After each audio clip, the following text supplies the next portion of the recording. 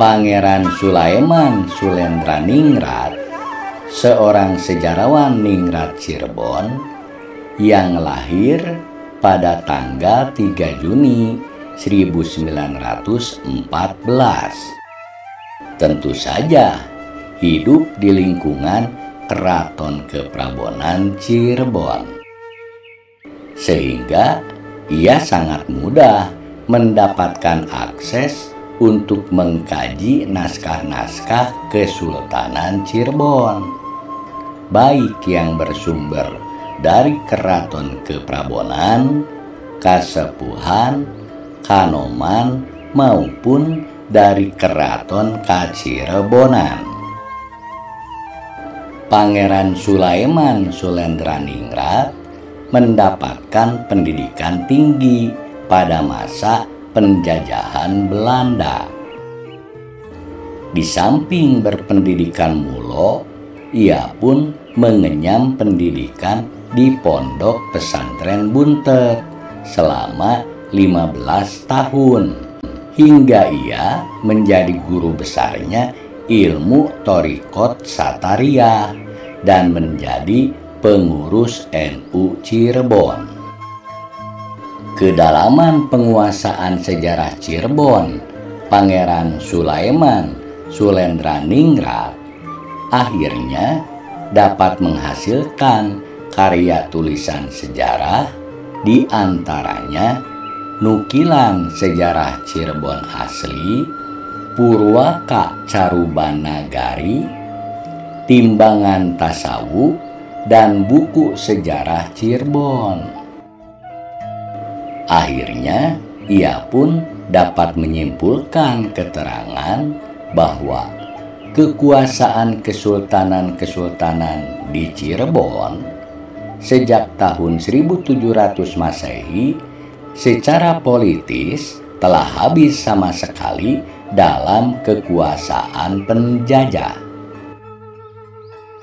Hal itu terjadi setelah pada tahun 1701 pejabat penghubung Belanda di Cirebon yang bernama Letnan Jacob Palem digantikan oleh seorang pedagang bernama Jacob Heijermans yang tentu lebih memonopoli perdagangan atau perniagaan di Cirebon. Sebenarnya monopoli perdagangan Kompeni Belanda di Nusantara bukan dimulai dan hanya berlangsung di Cirebon saja, namun sebelumnya telah menguasai Makassar dan wilayah lainnya di Kalimantan dan Sumatera. Setelah VOC merebut Jayakarta yang dijadikan Batavia, maka sejak tahun 1619 mulai terjadi monopoli perdagangan. Hal ini diawali dengan tindakan Gubernur Jenderal VOC Jan Pieter Soenkun yang secara sepihak memutuskan bahwa batas wilayah kekuasaan kompeni berada di antara Sungai Cisadane dan Citarum.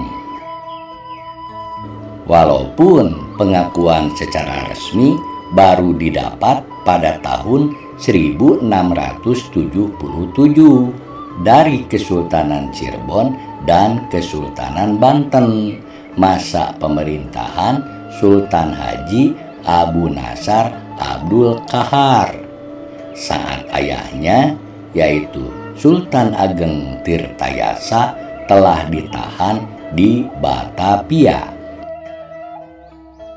Sementara Kesultanan Cirebon sejak tahun 1619 dan Tatar Priangan sejak tahun 1620 telah dikuasai Kesultanan Mataram Islam masa Sultan Agung Hanyokrokusumo. Setelah Sultan Agung Mataram wafat, maka kekuasaan Mataram di bawah pemerintahan Sultan Tegalwangi atau Susuhunan Amangkurat ke-1 mulai berguguran, terutama dampak dari pemberontakan Trunojoyo. Sehingga untuk mempertahankan kekuasaannya, maka Sultan Tegalwangi Susuhunan Amangkurat ke-1 harus bekerja sama dengan POC dengan mensepakati traktat kerjasama pada tahun 1652. Akibatnya, monopoli dan protektorat Kompeni Belanda terus mencengkram Kesultanan Mataram masa pemerintahan sultan-sultan berikutnya. Sebagaimana dicatat oleh J.K.J. de Jong dalam bukunya De Opkomst van het Nederlands Gezag in Oost-Indie, jilid ke-7 tahun 1873, diputuskan bahwa batas wilayah kekuasaan Kompeni adalah Sungai Cisadane di barat sampai Sungai Citarum di Karawang. Karena sepeninggal Sultan Ageng Tirtayasa, Kompeni Belanda merasa sudah dapat menguasai Banten dan mengembalikan wilayah Karawang sebagai bagian dari Cirebon yang pernah dikuasai Mataram. Informasi ini juga dicatat oleh Otto van Ries dalam karyanya Overzicht van de Geschiedenis der Preanger Regentschappen tahun 1880. Selanjutnya, Amangkurat kedua menegaskan batas-batas tersebut secara tertulis, disertai tambahan wilayah untuk POC melalui traktat tertanggal 19 dan 20 Oktober tahun 1677, yaitu meliputi Kampung Baru, Bogor Buitenjor, Cianjur, Jampang, Cibalagung, Cikalong, Karawang, Wanayasa, Adiarsa, Ciasem, Pamanukan, Pagaden, Tatar Ukur Bandung, Timbanganten, Batu Layang, dan Parakan Muncang.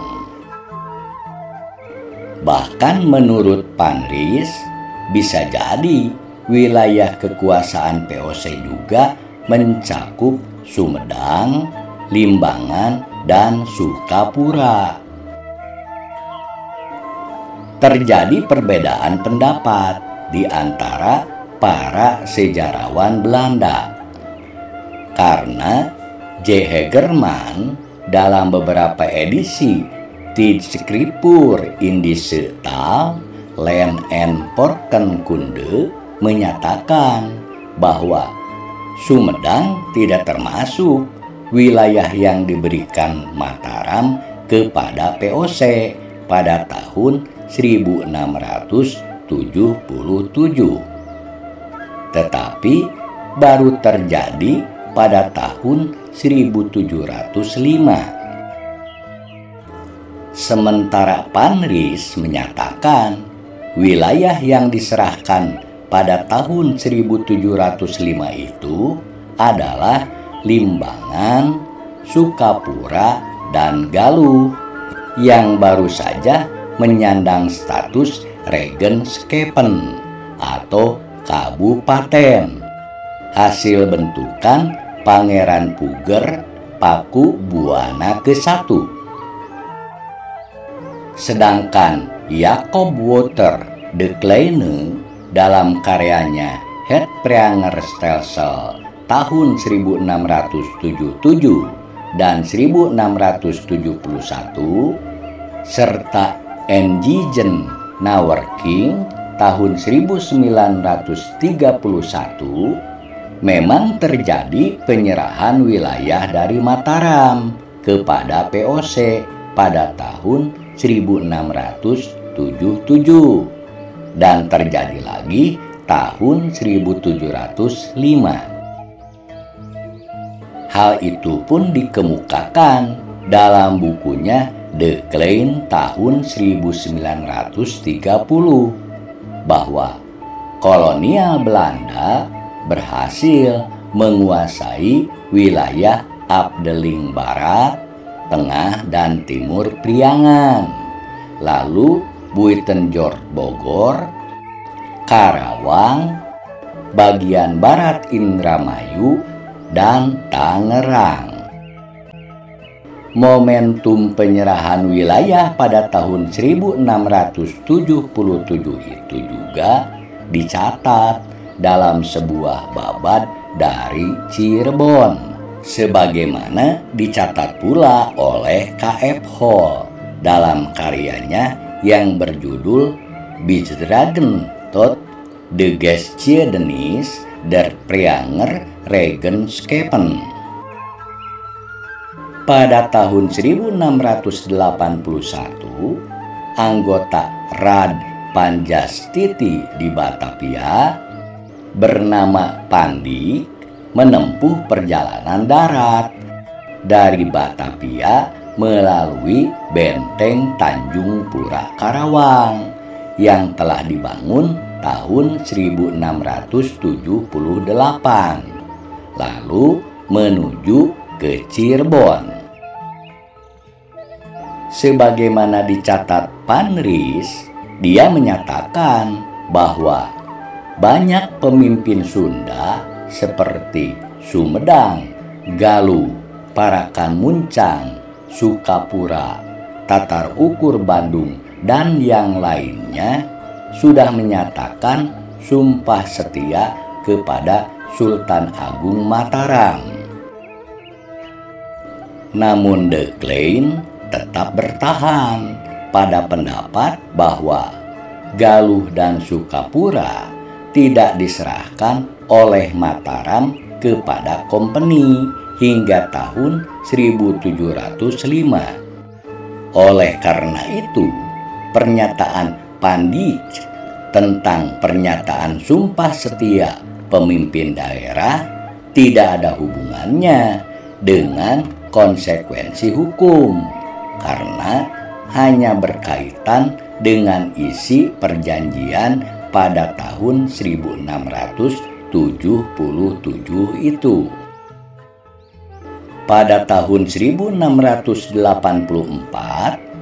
lembaga hukum Kompeni Radpan Indi di Batavia menugaskan Johan van Horn dan Jacob Cooper untuk membuka hubungan dengan Indramayu dan Karawang.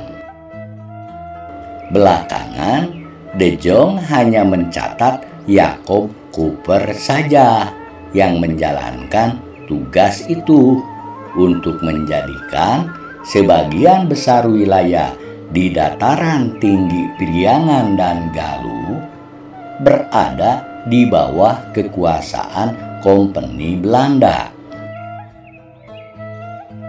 Untuk keperluan itu, Jacob Cooper memanggil para pemimpin wilayah tersebut ke kantor keresidenan di Cirebon. Berdasarkan kuasa yang didelegasikan kepadanya, Jacob Cooper menerbitkan peraturan untuk ketujuh pemimpin daerah itu pada tanggal 15 November 1684. Ketujuh pemimpin daerah itu adalah Dalem Pangeran Sumedang, Demang Timbanganten, Tumenggung Sukapura, Tumenggung Galunggung, Imbanagara, Kawasen, dan Lurah Bojong Lopang. Melalui peraturan ini, mereka diperintahkan untuk kembali mengatur penduduk berdasarkan hukum lama dan tradisi setempat. Nampaknya dari sinilah awal mula company seolah berbuat baik, peduli terhadap kehidupan warga pribumi. Bahkan dilanjutkan pada akhir abad ke-18, Belanda pun merintis politik etis, yaitu suatu politik balas budi pemerintah Belanda terhadap rakyat Hindia yang mengalami ketidakadilan, sehingga menurunkan taraf hidup warga pribumi. Berdasarkan catatan Panris, sang penguasa Sumedang sempat meminta klarifikasi kepada company. Tanpa diduga, company menyatakan bahwa Pangeran Sumedang dapat menolak perintah Mataram. Berdasarkan Das Register tanggal 17 April 1686, company menegaskan kembali perjanjian tertanggal 20 Oktober 1677 bahwa wilayah yang telah diserahkan Mataram pada tahun 1677 itu menjadi wilayah milik company, sehingga semua bupati bawahan harus patuh diperintah langsung oleh company. Pengumuman itu dibuat dalam 2 edisi. Pertama tertanggal 17 April 1686 untuk wilayah Jayakarta yang ditaklukkan. Kedua, pada tanggal 15 Mei 1686 untuk wilayah-wilayah yang diberikan atau dihadiahkan Mataram yang merasa bahwa Cirebon dan Tatar Priangan itu masih daerah protektoratnya. Itulah masa dimulainya dominasi aktual company terhadap wilayah Priangan. Gubernur Jenderal Hendrik Jouart de Croo yang memerintah antara tahun 1718 sampai 1725 menyebutkan bahwa Kerajaan Jayakarta adalah milik mutlak company sebagai lawan dari wilayah Tatar Priangan dan Cirebon yang dihadiahkan Mataram. Dengan demikian, dalam pandangan company, Jayakarta merupakan daerah yang ditaklukkan dengan perang, sehingga tidak harus mengakui apapun hukum publik dan privat di sana. Namun, di daerah-daerah yang disumbangkan sesuai traktat tanggal 15 Mei 1686, company harus menghormati lembaga-lembaga hukum rakyat. Namun dalam prakteknya, sebagaimana yang dicatat De Klein, ternyata company memperlakukan kedua jenis wilayah itu dengan cara yang sama. Bahkan company dapat dikatakan tidak peduli terhadap daerah pedalaman. Setelah ditandatanganinya Perjanjian Resolusi 1708, barulah sikap company itu berubah. Peristiwa bela sungkawa rakyat Cirebon terjadi lagi pada tahun 1703 ketika Sultan Anom ke-1 Badruddin Kartawijaya wafat. Maka Sultan di Kanoman digantikan oleh putranya yang bernama Sultan Raja Madurja Kadiruddin sebagai Sultan Anom kedua.